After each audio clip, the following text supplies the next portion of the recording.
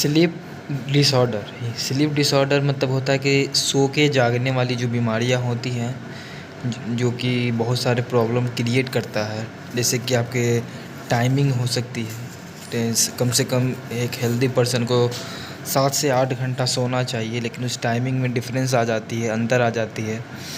जितना अमाउंट सोना चाहिए, है ना, जितनी अमाउंट की मात्रा में हमें सोना चाहिए उतना मात्रा में हम लोग सो नहीं पाते हैं। और भी बहुत सारे जिसके कारण होती है कि हमको दिन में थोड़ा स्ट्रेस माइंड आ जाती है, प्रॉपर बॉडी जो है प्रॉपर वर्क नहीं कर पाता है, ठीक है। और इसके कारण हो जाता है कि मेंटल हेल्थ कंडीशन में कुछ प्रॉब्लम आ जाती है, जैसे कि डिप्रेशन हो सकती है, एंजाइटी घबराहट हो सकता है, और भी बहुत सारे डिसऑर्डर हो सकते हैं।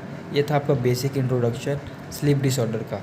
डिफिनीसन होता ये है कि ये जो भी चेंजिंग साइन एंड सिम्टम्स में होती है, जैसे कि स्लीपनेस, सोते ही रहना, मतलब इनरेगुलर ब्रीथिंग, सांस में लेने में जो इनरेगुलेटरी आ जाती है, increase the movement of sleep, मतलब सोने की जो टाइमिंग है वो बढ़ जाना, है ना, डिफ़िकल्ट फील होता है सोने के दौरान, ये सब स्लीप डिसऑर्डर कहलाते हैं। जो भी चेंजिंग आपके साइन एंड सिम्टम सोने के दौरान, जो भी आप में चेंजिंग आना, जो कि साइन एंड सिम्टम के फॉर्म में दिखता है, ज़्यादा देर तक सोना, इनरेगुलर ब्रीथिंग, ठीक है, और नींद में थोड़ा मूवमेंट, और सोने में थोड़ा दिक्कत, ये सब आपका स्लीप डिसऑर्डर कहलाता है।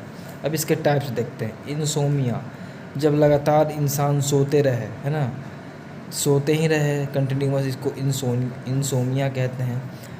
नार्कोप्लेसी, नार्कोप्लेसी मतलब कि अनकंट्रोल वे में सोना, मतलब कि सोना फिर उठना फिर सोना, है ना, वो नार्कोप्लेसी कहलाता है। स्लीप एपेनिया, इसमें क्या होती है ना कि लोग खर्राटे लेना शुरू कर देते हैं, टेम्प्रोरी थोड़ा ब्रीथिंग में भी प्रॉब्लम आ जाती है।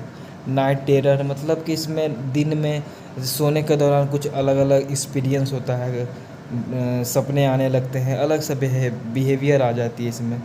स्लीप पैरालिसिस कहने का मतलब कि तो मूवमेंट में थोड़ा टेम्प्रोरी थोड़ा दिक्कत आ जाती है ना। लोग उठ जाते हैं, अचानक से उठ जाएंगे, थोड़ा अलग एक्सपीरियंस महसूस करते हैं, जिसके कारण से थोड़ा मूवमेंट में थोड़ा दिक्कत हो जाती है, इनएबिलिटी, वो अच्छे से मूव नहीं कर पाते हैं, ठीक है, थोड़ा सा दिक्कत हो जाती है। ये सब आपके टाइप्स थे। इसको काफ़ी इंपॉर्टेंट है आपके एग्ज़ाम भी, उससे इसको ज़रूर याद रखिएगा। अब इसके सिम्टम्स देखते हैं। जैसे कि जब ड्राइवर चलाता है, गाड़ी चलाया, 4 व्हीलर चला रहा है, तो उसको नींद आने लगता, अक्सर ये होती है। अगर नाइट में चला रहा है तो अक्सर आएगी ही नींद। तो ये सब साइन एंड सिम्टम दिखेंगे। और भी बहुत सारे डिफ़िकल्टी काम के वक्त, है ना, कोई ऑफिस वर्क कर रहा है तो उसमें नींद आना, स्कूल में नींद आना, घर पे भी कुछ वर्क हो रहे तो उसके दौरान में नींद आने लगती है। अगर आप कोई स्कूल में हैं तो वहाँ पे अच्छे से वर्क नहीं कर पा रहे हैं, पढ़ने में मन नहीं लग रही है, ये सब साइन एंड सिम्टम्स होते हैं इसके। और भी बहुत सारे साइन एंड सिम्टम्स है, इसको बारी बारी से देखते हैं।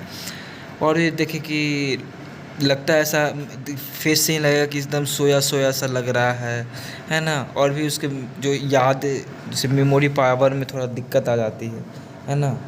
नींद में कोई टीचर पढ़ा रहा है तो बच्चे को नींद में आ रही है जब कोई टीचर पढ़ा रहा है तो, है ना। और उसका रिस्पॉन्स बहुत धीमा धीमा आता है, अनकंट्रोल इमोशन अनकंट्रोल हो जाता है, और भी बहुत सारी चीज़ें।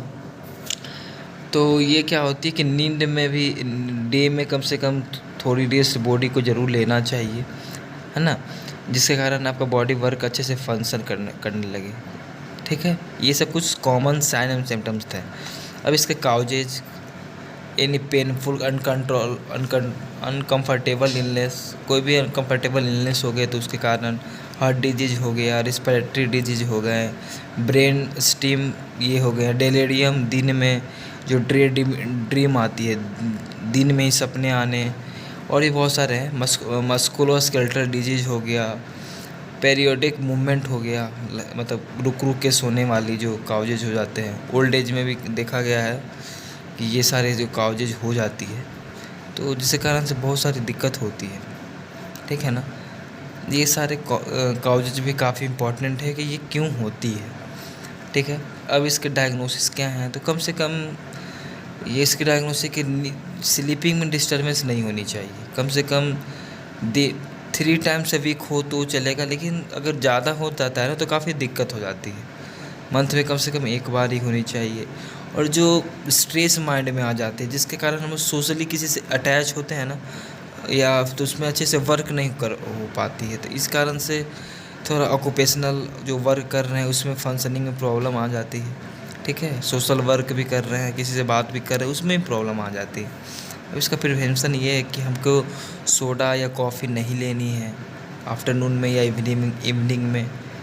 जिसके काम के वक्त तो लेना ही नहीं चाहिए सोडा या कॉफ़ी, नींद आने लगती है। डाइट पिल्स नहीं लेना है। डिकॉन्स्टेंट डिकॉन्गेस्टेंट है ना, ये खांसी की दवा होती है, सर्दी खांसी की दवा होती है। कफ सिरप है ये। ठीक है, एंटी डिप्रेसेंट्स जो होते हैं, बिना हेल्थ केयर प्रोवाइडर के बिना जब कोई कंटिन्यू दवा ले रहा है ये नहीं लेनी चाहिए। टोबैको तो बिल्कुल नहीं लेनी चाहिए। अल्कोहल भी नहीं लेना चाहिए। बहुत लोग की आदत होती है कि ड्राइविंग के वक्त या काम के वक्त अल्कोहल पी लेते हैं, जिसके कारण से एक्सीडेंट काउज कर जाता है। अब इसकी ट्रीटमेंट देखते हैं। पहले तो गुड हाइजीन होना चाहिए, गुड स्लीप हाइजीन, अच्छे से सोनी चाहिए, नींद प्रॉपर लेना चाहिए, कंफर्टेबल पोजीशन में सोनी चाहिए, डार्क एंड क्वाइट बिल्कुल शांतिपूर्वक सोनी चाहिए। ठीक है, हेड को अच्छे से पोजीशन में रख के सोना चाहिए। और मेडिकेशन कम से कम लेनी चाहिए, जब ज़रूरत हो तभी। लोगों को आदत होता है कि थोड़ा सा प्रॉब्लम हुआ नहीं कि मेडिसिन लेना शुरू कर देते हैं, जिसके कारण से उनके उनको गहरी नींद आने लगती है ना। ड्रग्स लेने के बाद थोड़ी नींद ज़रूर आती है ना, तो ये ज़रूरत के अनुसार ही लेना चाहिए।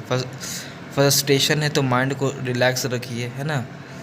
और होम मॉनिटर जो होती है उसको अच्छे से रिस्पॉन्स देनी चाहिए। जो भी काम आप करते हैं, जो भी काम आपके घर में लोग कर रहे हैं, तो उसके अकॉर्डिंग उनको भी एडवाइस करनी चाहिए कि आप प्रॉपर रेस्ट लें, प्रॉपर वर्क करें, अपना टाइम टेबल रूटीन को मेंटेन करें, जिसकी वजह से आपकी डेली एक्टिविटी में भी इम्प्रूवमेंट आएगी और आप अच्छे से वर्क भी कर पाएंगे।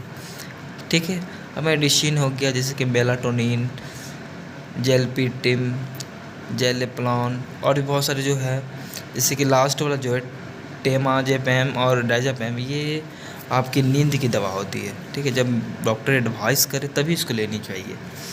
और